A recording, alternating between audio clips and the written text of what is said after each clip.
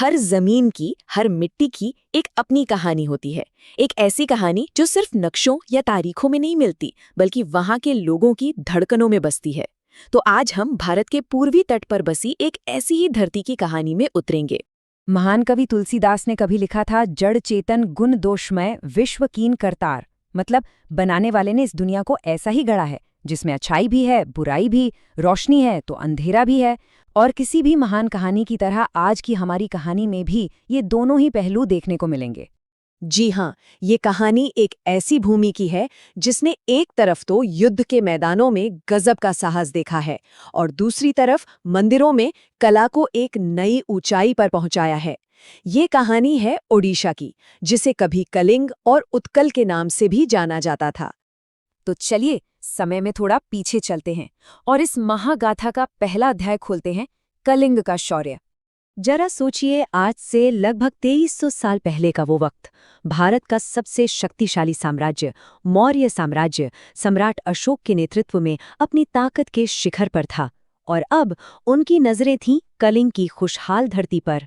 और इसके बाद जो हुआ वो भारतीय इतिहास के सबसे खूनी पन्नों में से एक बन गया। इस जंग में लाखों लोगों की जानें गईं।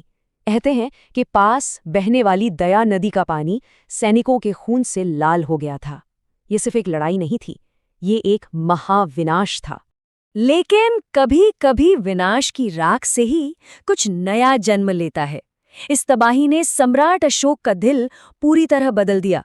उन्होंने हमेशा के लिए युद्ध का रास्ता छोड़ दिया और धम्म यानी शांति और नेकी का रास्ता अपना लिया। ये एक सम्राट के युद्ध घोष से धम्म घोष तक का सफर था। पर कलिंग की कहानी सिर्फ हार की नहीं है, बल्कि जबरदस्त जीवटता की भी है। कुछ सदियों बाद राजा खारवेल ने न सिर्फ मगध को हराया, बल्कि कलिंग जिन को भी वापस लेकर आए। ये एक पवित्र जैन प्रतिमा थी जो कलिंग के स्वाभिमान का प्रतीक थी। ये कलिंग के गौरव की वापसी थी। तो शौर्य के बाद अब बात करते हैं सृजन की। कलिंग की धरती ही उत्कल भी कहलाई और यहाँ की मिट्टी ने सिर्फ योद्धाओं को नहीं, बल्कि कमाल के कलाकारों को भी जन्म दिया। तो चलिए अब उत्कल की कला की दुनिया में चलते हैं। देखिए, उत्कल की कला सिर्फ कला नहीं, एक जीती जागती परंपरा है।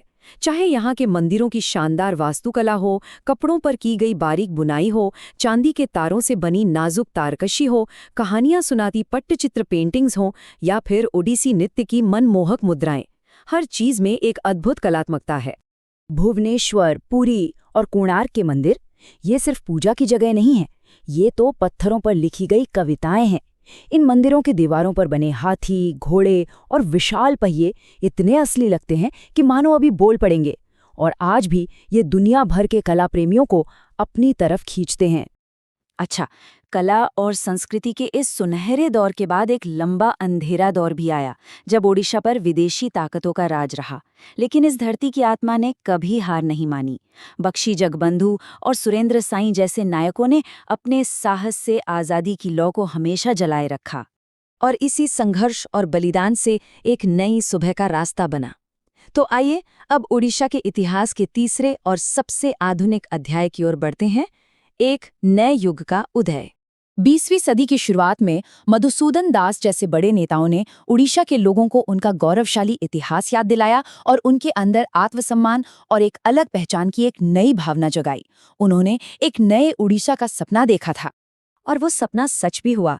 1936 में ओडिशा एक अलग राज्य बना। फिर आज़ादी के बाद हीराकुंड बांध और राउरकेला स्टील प्लांट जैसे बड़े प्रोजेक्ट्स ने ओडिशा को आधुनिक औद्योगिक भारत के नक्शे पर एक अहम जगह दी। और आज ओडिशा धातु, रक्षा और आईटी जैसे कई क्षेत्रों में देश का एक महत्वपूर्ण केंद्र बन चुका है। तो हम कह सकते हैं कि पारंपरिक कला और हस्तशिल्प से लेकर आधुनिक स्टील और सॉफ्टवेयर तक ओडिशा ने एक बहुत लंबा सफर तय किया है और आज वो देश की तरक्की में एक बहुत अहम भूमिका निभा रहा है। तो हमने ओडिशा के गौरवशाली अतीत को देखा, उसकी कला की ऊंचाइयों को छुआ और उसकी आज की तरक्की को भी समझा। लेकिन कहानी यहाँ खत्म नहीं होती। हर कहानी का एक भविष्य होता है।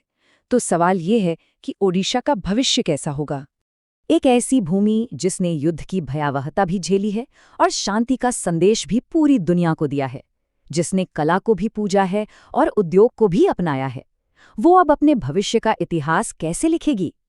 ये एक ऐसा सवाल है जो सिर्फ ओडिशा के लिए नहीं, बल्कि हम सब के लिए है जो इस महान देश की यात्रा का हिस्सा हैं।